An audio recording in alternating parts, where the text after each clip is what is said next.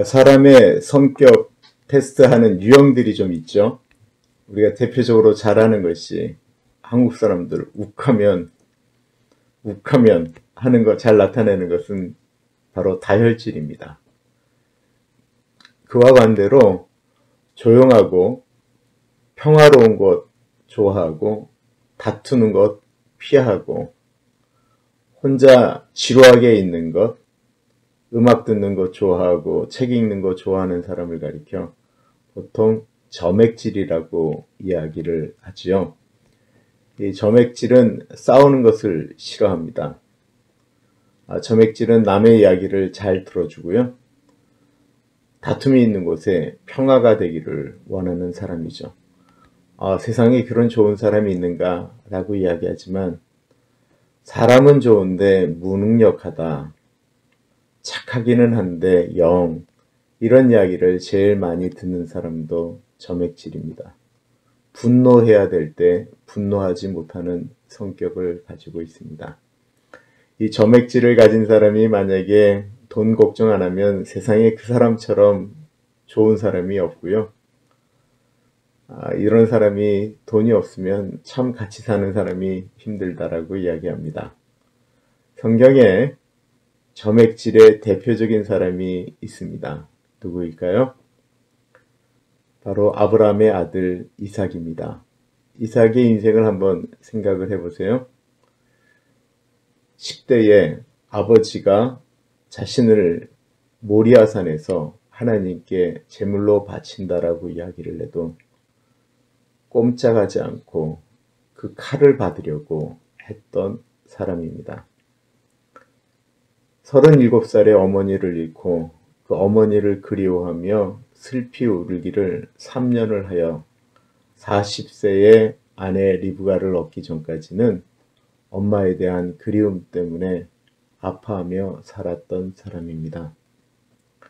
리브가를 만날 때의 장면을 보면 그는 들에 나가서 하나님을 묵상하고 하나님과 교제하며 그의 음성 듣기를 좋아했던 사람입니다.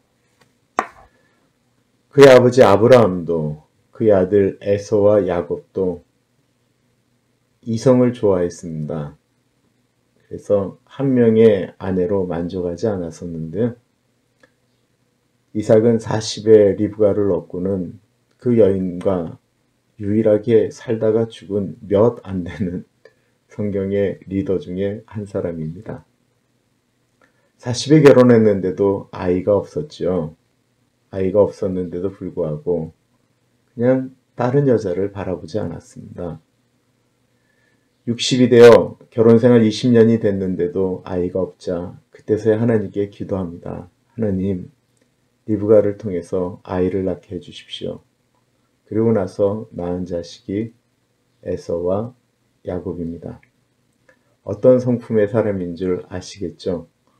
창세기 26장은 그 이삭의 성격이 아주 잘 나타나는 성경장입니다. 어저께하고 그저께 성경을 한 장씩 좀 하려다 보니까 시간을 넘겼어요. 오늘은 제 시간에 끝내려고 하니까 창세기 26장은 도저히 한 번에는 안 될 것 같아요. 오늘은 두 번에 걸쳐서 좀 해보려고 합니다. 1절 보겠습니다. 아브라함의 때에 첫 흉년이 들었더니 그때에 또 흉년이 들매 이삭이 그랄로 가서 블레셋 왕 아비멜렉에게 이르렀더니 아브라함 때에 첫 흉년이 들었다. 이건 창세기 20장에 나오는 이야기예요. 이때도 아브라함이 흉년이 드니까 이 그랄 땅으로 내려온 이야기를 하는 거예요. 그때는 이삭이 태어나기 전이었습니다. 아브라함의 나이가 99살 때였습니다. 그리고 나서 그의 아들 이삭 때에 또 흉년이 들어서 그리로 내려가게 돼요. 이게 몇 년의 차이가 나는 것일까요? 다시 한번 생각을 잘 해보세요. 되게 재밌어요. 아브라함이 99살에 그랄 땅으로 내려갔어요. 그죠? 그리고 이삭을 낳은 것은 100살 때였습니다. 이삭이 결혼을 한 거는 40세였고요. 아이를 낳은 건 60세였습니다.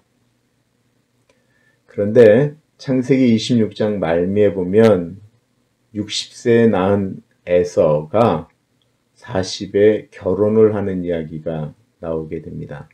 즉 다시 말씀을 드리면 아브라함이 흉년이 들어서 그랄에 내려간 때와 이삭이 그랄로 내려간 때는 대략 한 97, 8년에서 100년의 차이가 나는 기간입니다. 우리가 생각할 땐 아버지 때도 내려갔고 아들 때도 내려갔으니 얼마 안 되겠구나 라고 하는 것이 아니고요.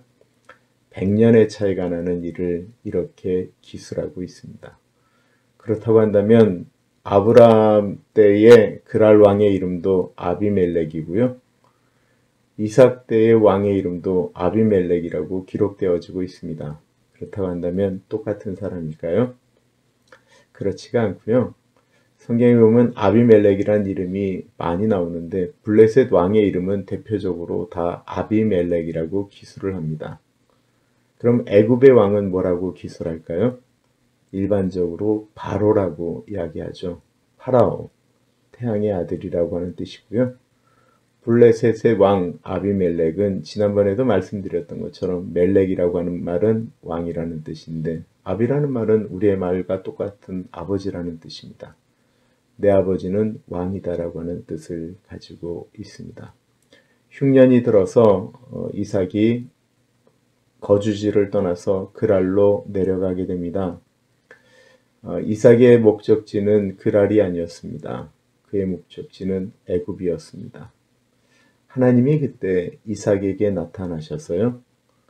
아브라함에게 주시기로 약속하셨던 땅, 가나안에 대한 약속을 다시 한번 그 아들 이삭에게 하시는 말씀이 바로 창세기 26장에 나와 있습니다. 보겠습니다. 여호와께서 이삭에게 나타나 이르시되 애굽으로 내려가지 말고 내가 내게 지시하는 땅에 거주하라. 이 땅에 거류하면 내가 너와 함께 있어 내게 복을 주고 내가 이 모든 땅을 너와 내 자손에게 주리라.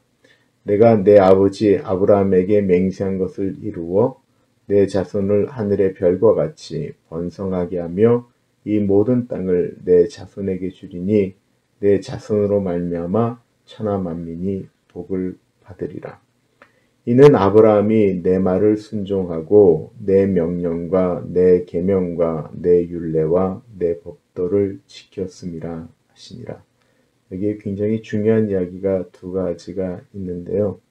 하나님이 머물라고 하는 곳에 머물면 내가 너와 함께 있다라고 말씀하시는 것입니다. 애굽 땅으로는 내려가지 말라고 이야기하십니다. 그런데 누구에게는 애굽으로 내려가라고 말씀하셨습니다. 누구일까요? 바로 이삭의 아들 야곱에게는 애굽으로 내려가라고 말씀하시죠. 애굽으로 내려가는 야곱에게도 꼭 약속하시는 내가 아브라함과 이삭, 너희 아버지, 너희 할아버지에게 약속했던 그 가나안 땅으로 다시 올려주겠다 라고 하는 약속을 하셨습니다. 그러시면서 이삭에게 이런 부탁을 하시네요. 내가 이 땅을 주려고 했던 이유는 너희 아버지 아브라함이 내 말을 듣고 내 법도와 규례를 순종하면서 살았기 때문이다라고 말씀하셨습니다. 이삭에게도 그 말씀을 하시는 거죠. 내가 이 땅을 너에게 주기로 약속했는데 네가 그렇게 순종하며 살라고 이야기합니다. 그 뒤에 얘기가 좀 아픈 얘기예요. 짧게 말씀드리면 아브라함이 100년 전에 자신의 아내 사라를 누이 동생이라고 이야기하면서 블레셋 사람들이 혹이나 아내가 이쁘기 때문에 자신을 죽이고 아내를 취할까 봐 누이 동생이라고 속인 것처럼 이삭도 자기 아내 리브가를 누이 동생이라고 속이는 일이 발생하게 됩니다. 아브라함은 어떤 목적이 정확했다고 한다면 이삭은 좀 겁이 많았던 사람이었던 것 같아요. 사람들은 리브가를 어떻게든지 자기 아내로 취하려고 애쓰고 노력했던 것 같습니다. 그 중에 한 사람은 아비멜렉 왕도 들어가 있었던 것 같아요. 늘 리브가를 어떻게 하면 얻을까 고민하면서 리브가의 모습을 이렇게 훔쳐보았는데 어느 날 보니까 이삭이 리브가를 끌어안고 있는 것을 본 것입니다. 아비멜렉이 당장 이삭을 부르죠. 너 어떻게 속여서 우리 민족으로 범죄케 하였느냐라고 책망을 합니다. 중요한 일이 있습니다. 점액질의 사람, 이런 사람들은 다툼을 싫어하기 때문에요. 평화롭게 하기 위해서는 쉬운 방법 쪽을 택할 때가 많이 있습니다.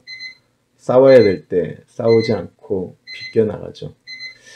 그런데 그러면은 저주가 임하느냐? 꼭 그렇지는 않습니다. 오늘은 여기까지 해야 되겠네요. 내일 뵙도록 하겠습니다. 감사합니다.